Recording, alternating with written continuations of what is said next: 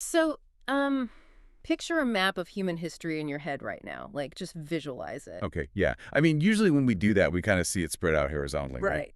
Exactly. We imagine sweeping battlefields or like the rise and fall of ancient empires stretching across these vast continents or, massive geopolitical shifts that literally span thousands of miles. Yeah, because that's just, it's the natural way our brains process time and consequence. Like, we look at the Roman Empire, we see the entire Mediterranean basin, we look at the world wars, and we basically visualize the entire globe. Right. We tend to think of history as something that takes up a lot of physical space. But consider the opposite for a second. What happens if you take all of that massive, sweeping human drama like the sacred stuff, the tragic events, the wildly rebellious moments, and you just, compress it? Oh, I love this concept. You mean like forcing it all into a single narrow geographic footprint? Exactly. Like, think about how a single street, literally just a few blocks of urban pavement, can somehow manage to hold the legacy of a martyred saint.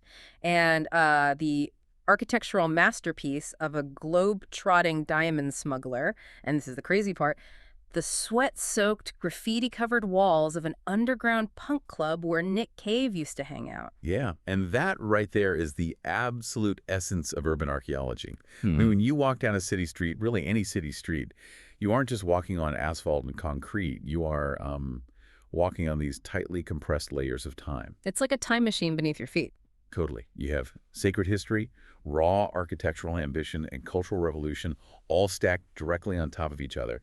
Every single crack in the pavement is basically a footnote. And that concept is exactly what we are exploring today. This deep dive is actually a very special collaboration. You are in for a really fascinating journey today because we're taking part in this brilliant audio project provided by Giannis Christou. Right. The project called The Street has its own story. Yeah, or, as it is known in Greek, o dromos echi historia. It's such a cool idea. It's a phenomenal premise for a project, honestly. Because, streets are the ultimate unedited archives of human memory.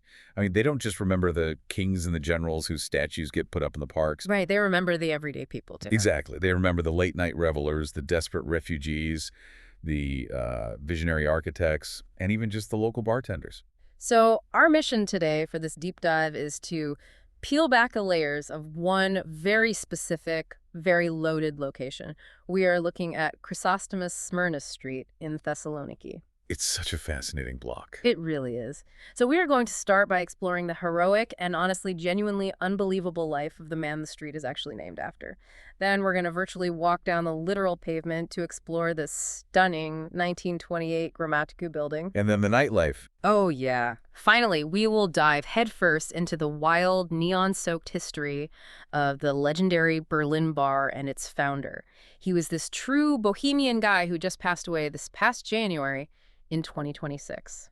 So we are essentially taking a core sample of the 20th century here. Right. I mean, we will be moving from the dying, violent days of the Ottoman Empire straight through the trauma and the physical rebuilding of the interwar period and right into the cultural explosions of the 1980s. It's a wild ride. So let's start with the man whose name is physically bolted to the street signs at the corner of the block, Chrysostomos Kalafatis. Right. Long before he was a saint, and long before he became a martyr for his people, he was just a kid, born on January 8, 1867, in a town called Triglia. And Triglia is situated in Asia Minor, Mhm. specifically in the province of Bursa, that sits right on the Propontis. And for those who might not recognize that ancient name, the Propontis is the Sea of Marmara. Okay, got it. It's this crucial inland sea that connects the Black Sea to the Aegean right below Istanbul.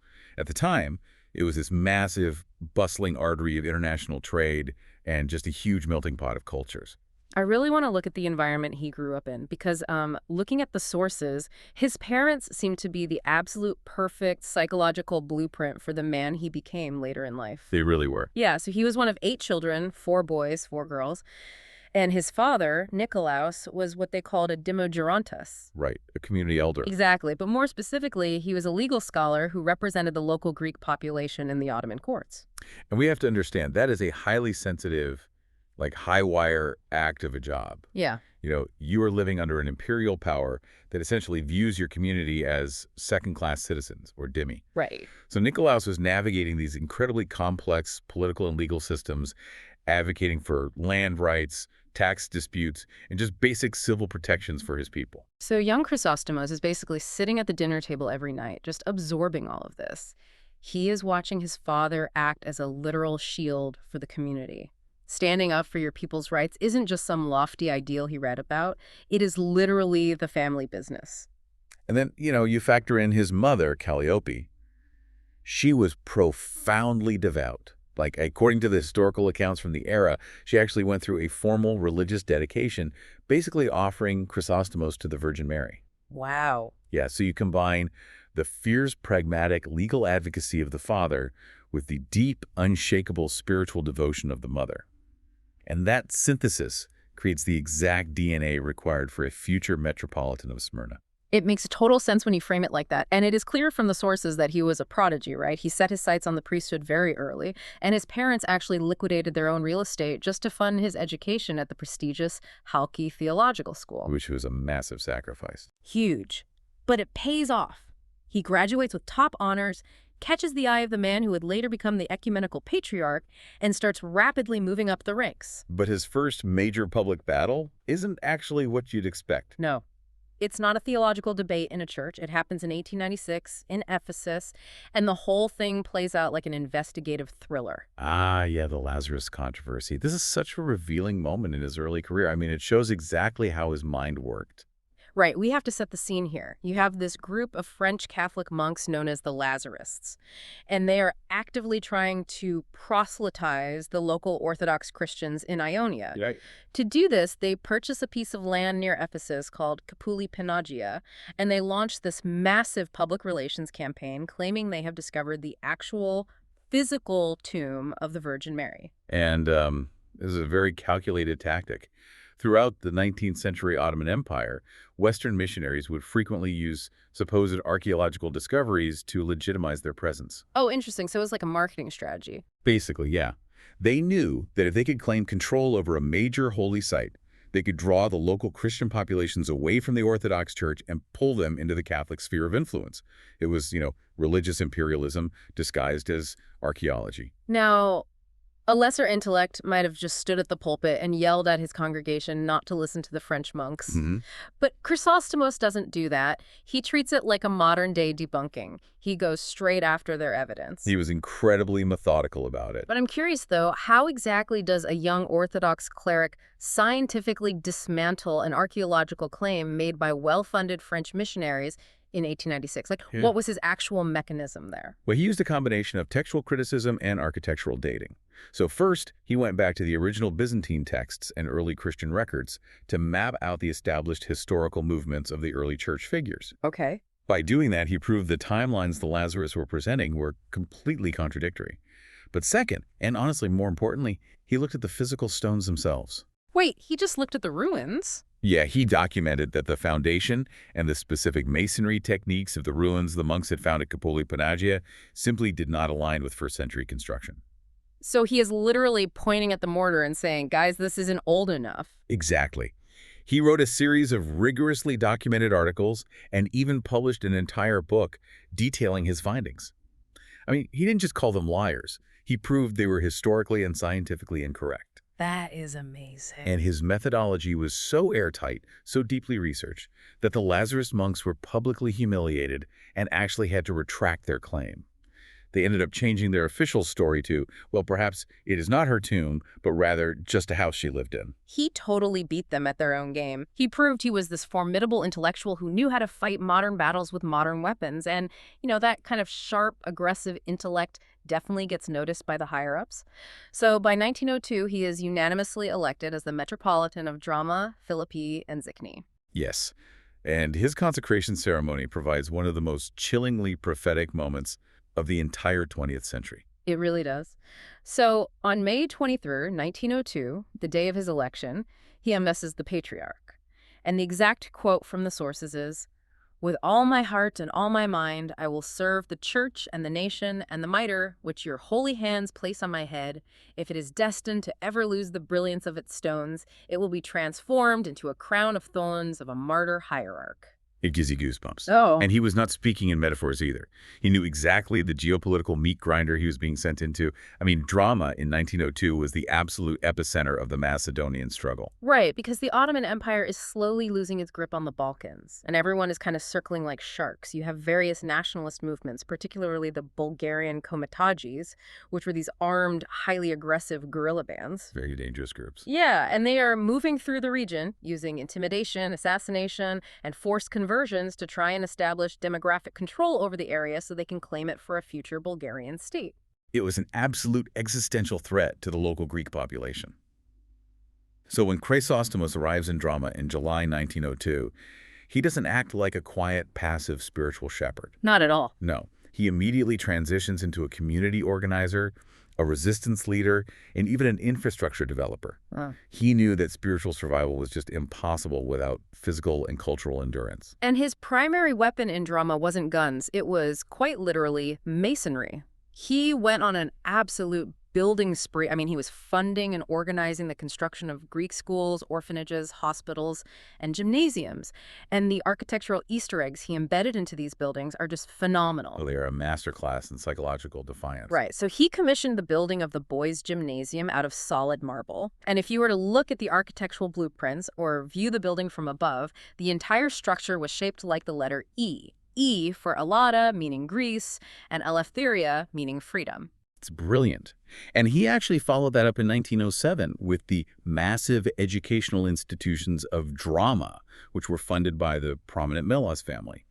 The footprint of that entire complex was shaped like the letter P, standing for Patrida, meaning homeland. Okay, but I am really struggling to understand the logistics of this, though. You are living under an oppressive Ottoman administration that is actively monitoring the area for subversive activity. Oh, constantly. So how on earth do you secure permits, pour the foundation, and build massive stone structures that secretly spell out freedom and homeland without the Ottoman building inspectors shutting it down and just throwing you in prison? Well, you use architectural camouflage. You have to remember, the officials inspecting these sites were looking at ground-level elevations, not aerial drone footage. Oh, right. They couldn't just check Google Earth. Exactly. So if an inspector asked why a wing of the building jutted out of a strange right angle to form the letter E, the architects would simply claim it was a necessary structural load-bearing wall, or maybe a segregated courtyard to keep the younger students away from the older ones. That is so clever. Right. And for the P shape, you claim the loop is just an enclosed winter cloister to protect the children from the wind. It was pure plausible deniability baked directly into the masonry. The audacity of that is just staggering. He is secretly stamping the earth with Greek letters of defiance. But he wasn't just building the future, he was actively digging up the past, too. Yes, his partnership with his archdeacon, Themistocles Chatasavru, who, by the way, later became the Archbishop of Athens, they realized that the Bulgarian propaganda heavily relied on the claim that the region had no deep Greek roots. So they needed evidence to fight back. Exactly. So they decided to prove otherwise using physical evidence. And the way they did it is wild. They somehow get permission from a local Turkish cleric to conduct an excavation right behind the altar of the Byzantine Hagia Sophia in Drama, which at the time had been converted and was actively being used as a mosque. They were conducting literal archaeological rescues under their noses. They uncovered hidden chalices and censers that had been buried centuries earlier. But their most significant find was epigraphic. Right. They flipped over this massive marble slab and carved right into the underside was an ancient inscription tracing the site all the way back to the reign of the Byzantine Emperor Manuel Komnenos. And as Chrysostomos himself noted, inscribed stones are truthful witnesses.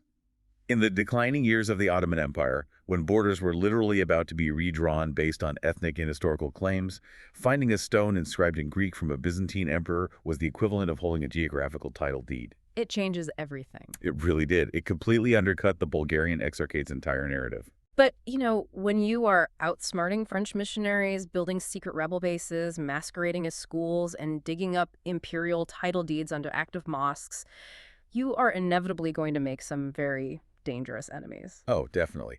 The Bulgarian Komitadjis identified him as the single greatest threat to their agenda in the entire region. They were trying to use terror to break the local population, and Chrysostomos was constantly traveling by horse from village to village, standing in the town squares, organizing local defense committees, and just absolutely refusing to back down. Even the British noticed, right? Yeah, British diplomats observing the region wrote back to London stating that Chrysostomos was essentially the engine of the resistance. So the pressure finally boils over. The Ottoman administration, tired of him, quote-unquote, disrupting the peace, ordered him into exile. They pulled him out of drama in 1907. He was allowed a brief return following the Young Turk Revolution in 1908, but then the political climate shifted again, and he was permanently expelled from drama in the summer of 1909. But if we look at the trajectory of his life, being exiled from drama wasn't actually a defeat. What do you mean? Well, it was almost like an involuntary promotion. The ecumenical patriarchate and the Greek state recognized that a leader with his level of tactical brilliance and courage was needed on a much larger, much more dangerous stage. Right. Which brings us to Smyrna. In March 1910, he arrives in Smyrna. And Smyrna at this time wasn't just another town. It was the absolute jewel of Ionia. Truly a global hub. Yeah, a wealthy, cosmopolitan, booming metropolis with this massive, vibrant Greek population. And when he arrived as the metropolitan, he brought that exact same frantic community-building energy with him. I mean, he immediately began organizing the demographics, the schools, and the social safety nets. Which actually leads us to a detail in the sources that completely caught me off guard. We know the Orthodox Church canonized him, and he's revered as the patron saint of Asia Minor refugees. That makes perfect sense. But officially, alongside Saint Nectarios, he's also recognized as the patron saint of sports and gymnastics. It sounds like a jarring juxtaposition, doesn't it? A martyred bishop overseeing athletics. It really does. I mean, I'm trying to picture a high-ranking, heavily robed Orthodox cleric deeply invested in soccer pitches and track and field events. What is the actual connection there? The connection is purely sociological and highly strategic.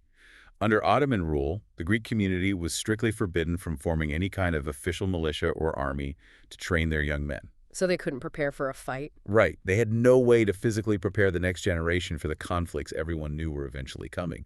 But organized sports, athletics, that was viewed by the Ottoman authorities as harmless European recreation. Ah, so it was a loophole. A massive loophole. Supporting organizations like the Panionios Gymnastics Club was a highly effective, totally legal way to instill rigid discipline, foster intense teamwork, build physical endurance, and basically create immense cultural pride among the youth. That is genius. And he didn't just offer them a blessing, he fought hard for their infrastructure. The community owned this massive 105-acre plot of land, and the British, who had huge commercial interests in Smyrna, came in and offered the community 100,000 gold liras for the land. We really need to pause and put that number in perspective for everyone. 100,000 gold liras in 1910 was an astronomical fortune. I mean, it was enough money to build entire neighborhoods or fund the local government for years. Is generational, staggering wealth. Right. Any rational, pragmatic leader would take the money. But Chrysostomos steps in, addresses the Demodrontia, the local elders, and tells them to reject the British offer outright. He argues that having a dedicated space to physically train their youth was worth more to the survival of Hellenism than any mountain of gold. And he won the argument. The community kept the land, and in 1912, they inaugurated an incredible stadium. He was huge. Massive. It featured a 334-meter running track, a full football pitch, a fully equipped gymnasium, and seating for 7,000 spectators. He was literally building the physical resilience of his people. And they were going to need it because the geopolitical ceiling was about to cave in. World War I breaks out. The Ottoman Empire aligns with Germany, and the first wave of severe persecutions against the Greeks in Asia Minor begins. And Chrysostomos goes into absolute overdrive. Yeah, he is chartering boats to evacuate families, and he is writing furious letters to every international ambassador he knows, demanding some kind of intervention. His diplomatic pressure was so intense that the German ambassador in Constantinople, a man named Wolf Metternich, actually wrote an official report back to Berlin praising him. Enemy ambassador praised him. Yeah. Metternich wrote that Chrysostomos had risen to the height of the best clergy on earth, bravely sending out these fiery protests to the four corners of the world while fully aware that he was standing on a volcano. Wow. The Ottomans couldn't silence him, so they forcibly removed him in 1914, exiling him to Constantinople. But he survives the war, and this is where the geopolitical tectonic plates really shift.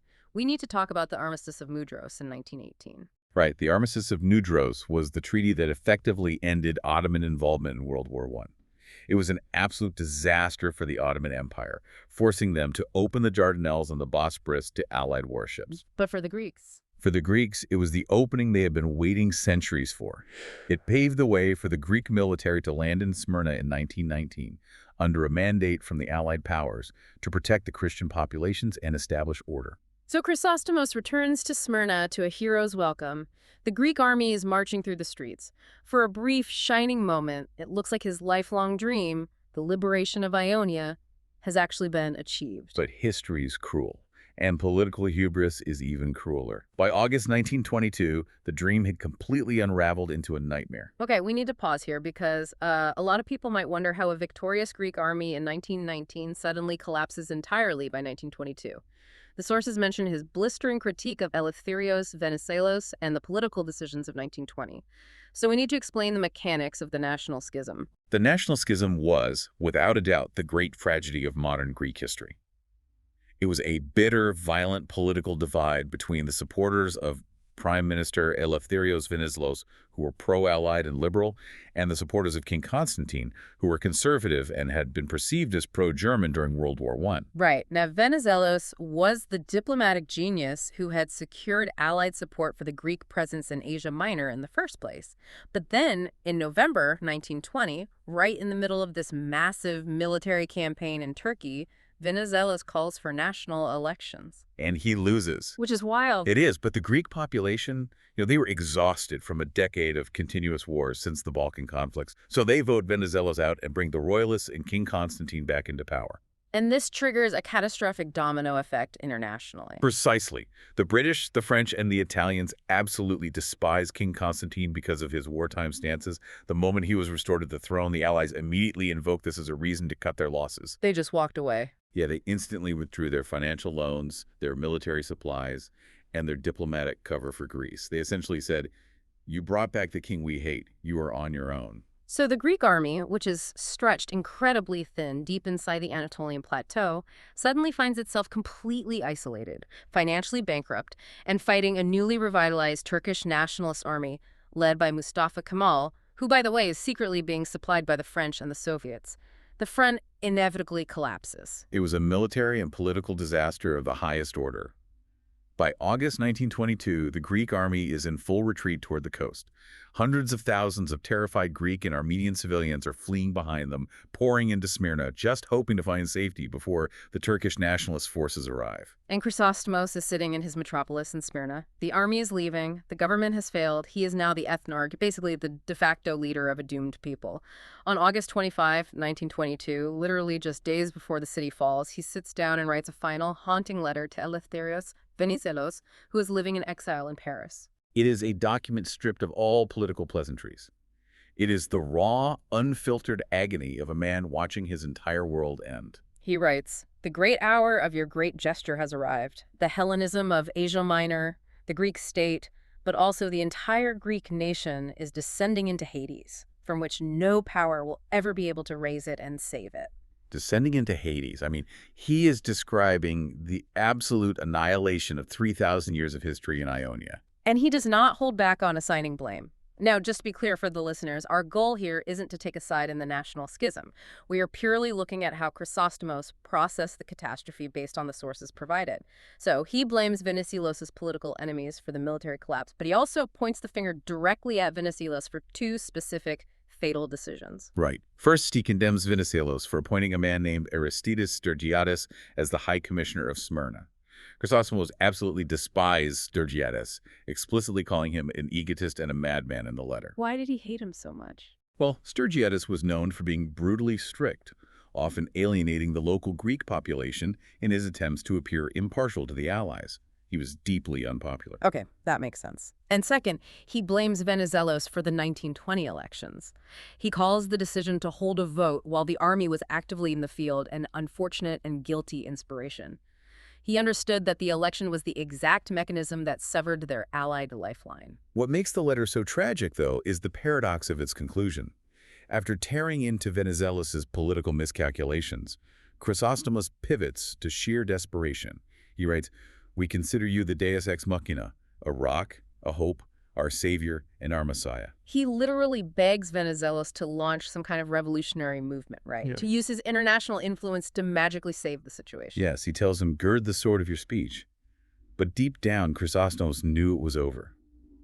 2 days after he sealed that letter, the Turkish cavalry entered Smyrna. And that brings us to the agonizing climax of his life, the martyrdom. The foreign powers, the French, the British, the Americans, they all had battleships sitting right there in the harbor. They offered Chrysostomos asylum. They sent messengers saying, "We can get you onto a ship. You are the highest profile target in the city. If you stay, you will die." And his refusal is just etched into history. He responded to the American consul, George Wharton, with total calm. He said, "I am a shepherd, and I must stay with my flock." From a purely survivalist perspective, why not leave? I mean, he had done everything he could. He had fought for decades. Why stay just to be murdered? Because for Chrysostomos, the role of a metropolitan wasn't just an administrative job. It was a theological absolute. In the Orthodox tradition, the shepherd does not abandon the sheep to the wolves. Right. If he had fled to safety on an American battleship while his congregation was slaughtered on the docks, it would have invalidated his entire life's work. He chose to embody the ultimate sacrifice. So, on August 27, 1922, an armed Turkish police unit arrives at the metropolis. They arrest Chrysostomos, along with two highly prominent Greek community elders, Georgios Grammaticos and Nikolaos Sarouxoglou. They march them through the chaotic streets to the local military headquarters to face the Turkish commander, Nureddin Pasha. And Nureddin Pasha was a man notorious for his ruthless, uncompromising brutality. We have accounts from the French journalist René Pour, who was stationed in Smyrna. Where did he report? Pour reported that Nureddin brought Chrysostomos into his office, baselessly accused him of treason, screamed vulgar insults at him, and then made a very calculated decision. Wait, let's look at this militarily for a second. Nureddin is a high-ranking commander. If he views Chrysostomos as a traitor, why not set up a military tribunal, have him formally executed by a firing squad to show who is in control? Instead, Nureddin literally pushes the bishop out the front doors of the headquarters and hands him over to a frenzied, armed Turkish mob waiting in the square. Why surrender control to a mob? Plausible deniability. Yeah. If Nureddin orders a formal firing squad, there's a military record. International observers, foreign diplomats, and journalists can point to a war crime authorized by the new Turkish government. But if a commander simply fails to hold back an angry populace, it is dismissed as an unfortunate tragedy of war. So it was calculated. Completely.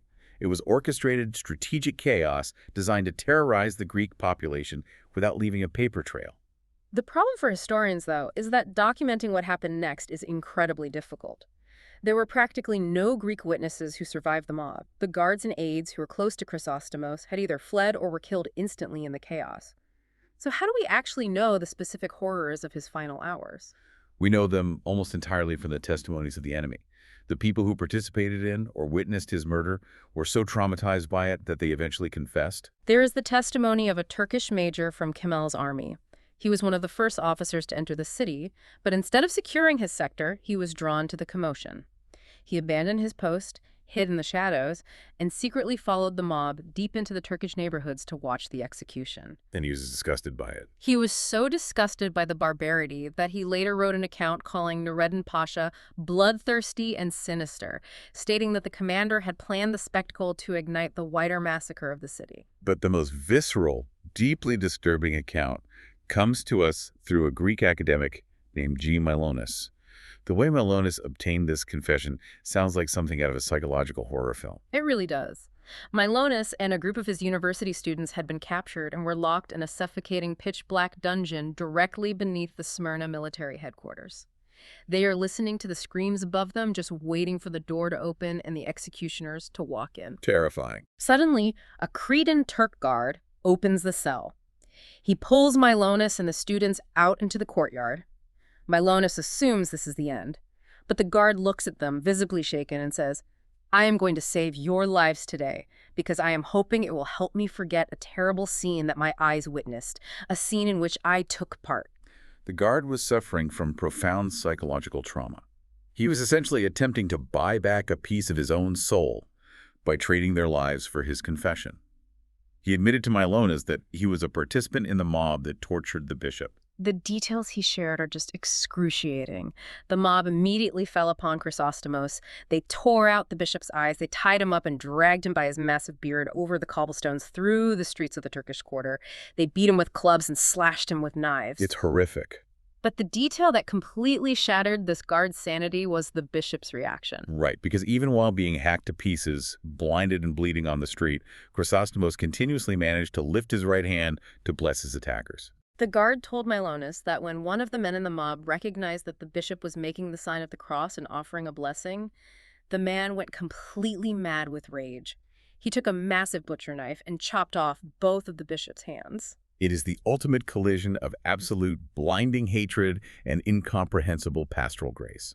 Chrysostomos finally collapsed to the ground, and the guard noted something incredible. He told Milonas that the bishop let out a deep sigh, and it sounded far more like a sigh of relief than a cry of pain. The guard was so overwhelmed by a mixture of terror, guilt, and pity that he finally drew his revolver and shot the bishop twice in the head to end the suffering. The mob eventually disposed of his body somewhere in the ruins of the city. He was never found. But the sheer spiritual gravity of his sacrifice was impossible to erase. In 1992, the Orthodox Church officially canonized him as a holy martyr, standing as the eternal symbol for all the unnamed victims of the Asia Minor catastrophe. And if you visit Thessaloniki today, and you stand in the center of the famous Hagia Sophia Square, you will see a towering metal statue of him. It was erected in 1960, crafted by a brilliant sculptor named Theodoros Papadopoulos, who was actually himself a refugee from Smyrna. The statue is really striking. It captures the essence of his final moments perfectly. Chrysostomos stands with one hand holding a pastoral staff and the other hand raised high in the air, offering a blessing to the city. And from the shadow of that very statue, if you turn and walk just a few blocks toward the sea, you arrive at the street that bears his name, Chrysostomou Smyrnis Street, a physical space dedicated to a man who watched his city burn, located in a city that had just suffered its own massive inferno. Which is the perfect conceptual bridge to the next layer of our archaeological dig here. We're moving into the interwar period. The survivors of Smyrna, hundreds of thousands of traumatized, destitute refugees poured into Greece.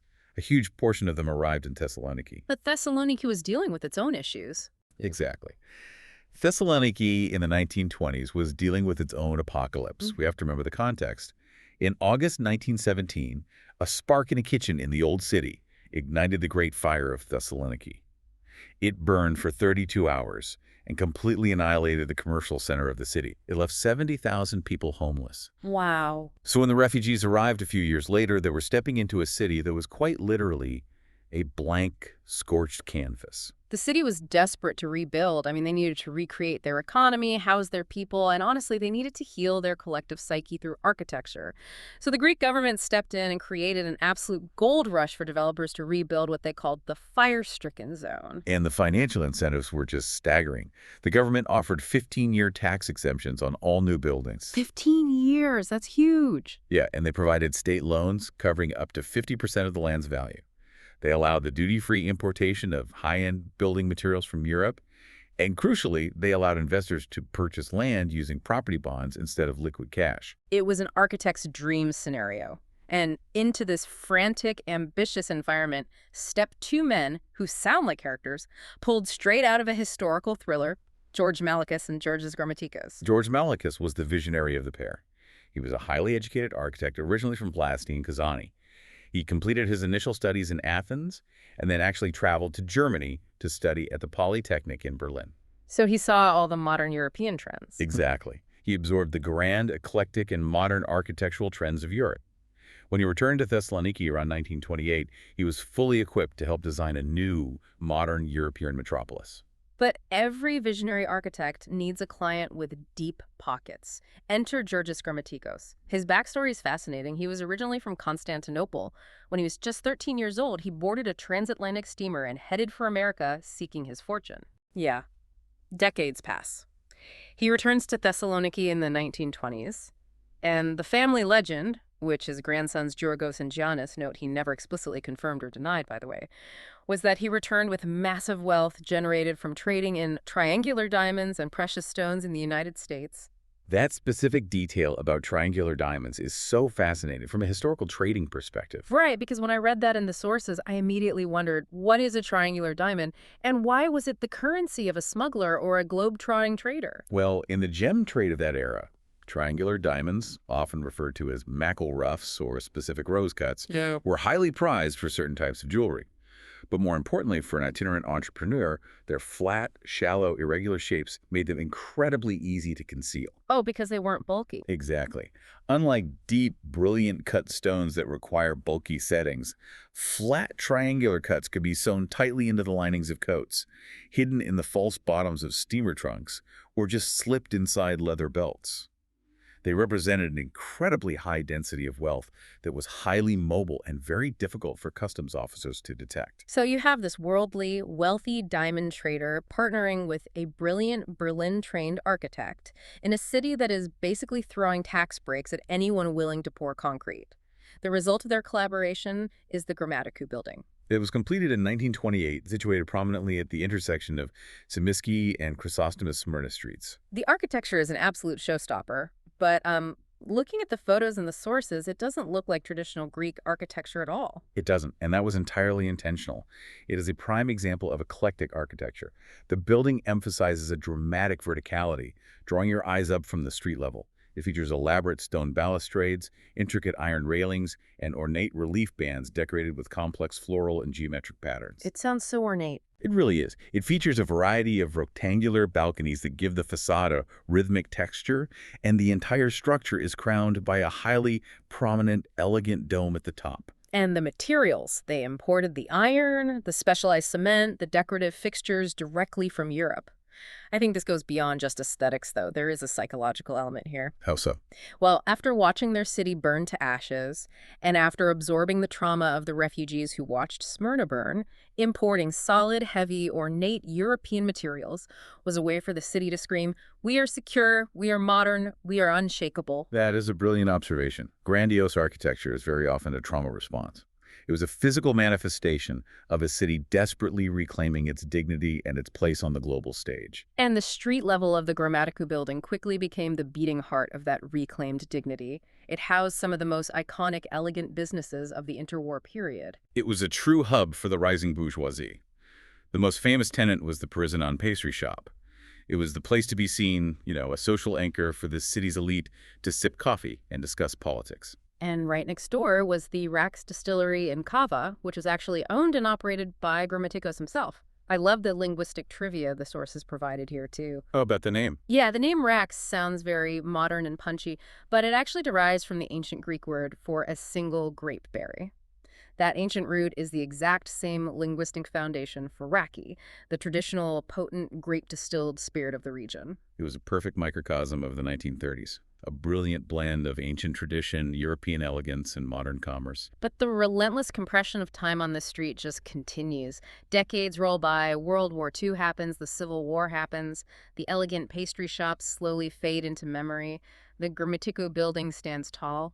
It was actually officially declared a protected heritage site in 2016 to preserve its architectural legacy. And impressively, the grandsons of Grammaticos still run the Rax Cava today. Yeah. But while the architecture remains static, down on the actual pavement of Chrysostomou Smyrnis, a completely new, incredibly loud and aggressive cultural revolution was taking shape. We're fast-forwarding to the late 1970s and early 1980s. To understand what happens next, we have to look at the severe sociological shifts in Greece at the time. Let's set the stage for that. The country had recently emerged from a brutal 7-year right-wing military dictatorship, which collapsed in 1974. Exactly. For 7 years, the youth of Greece had lived under extreme censorship, curfews, and violent suppression of free expression. So when democracy was restored, there was this explosive pent-up desire among the younger generation to break every conceivable rule. They were ready for a change. They were hungry for new international sounds, radical fashion, and safe spaces where they could reject the rigid conservatism of their parents' generation. And the man who provided that space on Chrysostomou Smyrnis was Theodoros Papadopoulos.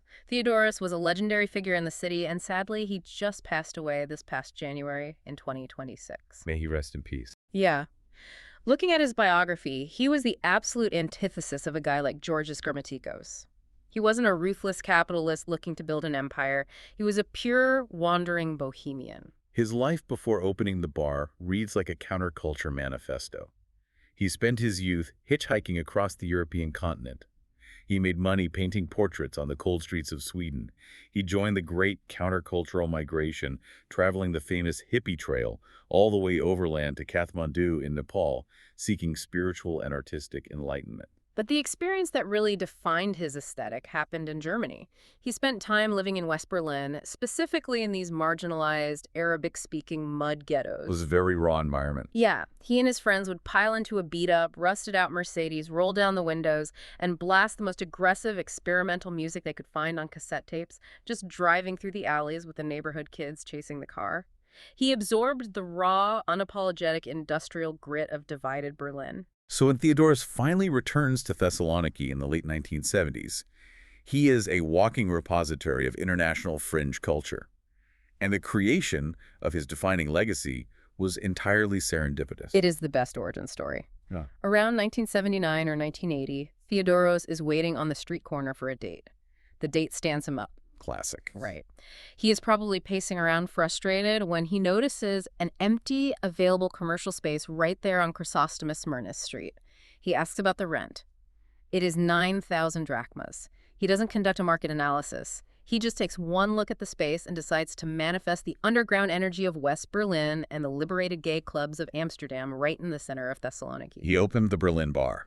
And in doing so, he introduces a concept that completely shattered the local norms of nightlife.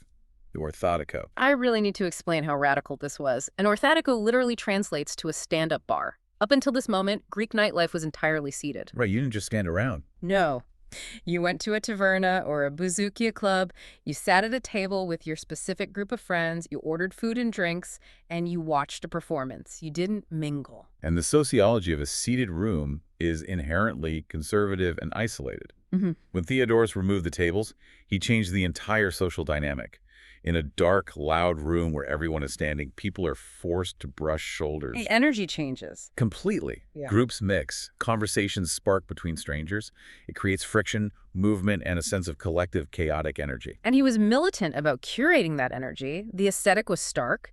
The main visual anchor in the room was a massive, brooding poster of James Dean from East of Eden. And his rules regarding the music were absolute and unbreakable. No cassette tapes allowed. In an era where everyone was trading low-quality bootleg cassettes, insisting on strictly playing fresh, imported vinyl records was a massive statement about audio quality and dedication to the music. He was importing sounds the city had never heard before. The DJs were dropping needles on punk rock, The Clash, Patti Smith, Thin Lizzy, The Jam, Joy Division. It was aggressive, it was authentic, and it became an instant magnet for anyone who felt alienated by mainstream society. The guest list at the Berlin bar was a fascinating demographic study. It basically became a sanctuary. You had hardcore anarchists standing next to trans individuals who finally had a safe place to exist publicly. It is a melting pot. You had local avant-garde artists drinking next to curious university preppies who just wanted to glimpse the wild side of the city. Even future political figures were drawn to it. Giannis Aggelakas, who would later become one of the most famous and progressive mayors of Thessaloniki, was a regular. The legendary Greek rock musician Giannis Aggelakas, before he became a massive star with the band Tripes, actually worked behind the bar pouring drinks. And international stars, too. Yeah. International icons sought it out when they toured. The German director Wim Wenders drank there. Nick Cave hung out there. It was the undisputed epicenter of alternative culture in northern Greece. However, this cultural explosion was happening against a very specific political backdrop. This was the early era of PASOK. We need to explain PASOK and the police dynamics of the time because it explains why simply having a beer at the Berlin bar was actually considered an act of rebellion. Right. PASOK, the canonized socialist movement, swept into power in 1981, promising massive social change. But the bureaucratic realities were messy. While the government was shifting left, the local police forces, specifically the heavily armed riot police, known as the MAT, were still largely staffed by conservative, hardline officers who had served during the military junta. They didn't like the new culture. Not at all. They viewed this explosion of punk culture, long hair, and queer visibility not as a cultural movement, but as a dangerous moral decay. The bar was so packed that hundreds of people would spill out onto the pavement of Chrysostomou Smyrnis, just drinking and talking in the street. The Mat police did not know how to handle it, so they resorted to intimidation.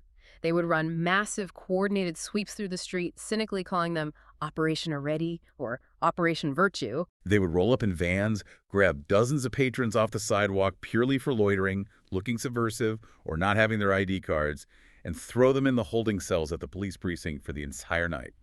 But the patrons completely weaponized their apathy. They didn't care. They would spend the night crammed in a jail cell, get released by a frustrated judge the next morning, go home, sleep, and be right back out on the pavement in front of the Berlin bar that exact same evening. It was a nightly game of cat and mouse that solidified the bar's legendary status. They threw incredibly elaborate parties that openly mocked conservative sensibilities. Yes, the tribute parties. They would host these massive events dedicated to Gothic and Bauhaus culture. They literally carried full-sized wooden coffins into the bar, filled the room with thick clouds of church incense, and blasted post-punk music until dawn. It was pure, beautiful, theatrical anarchy. Which brings us to the profound irony and honestly the ultimate poetry of urban geography. Think about where this is all happening. It is almost too perfect to be true. You have a gritty, rebellious punk bar hosting wild Gothic parties with coffins, constantly clashing with riot police until the sun comes up. And it is located literally on a street named after an Orthodox saint and martyr who had his hands chopped off by a mob for his faith. It is the ultimate collision of contrasting histories. And yet, beneath the surface, there is a fascinating continuity there.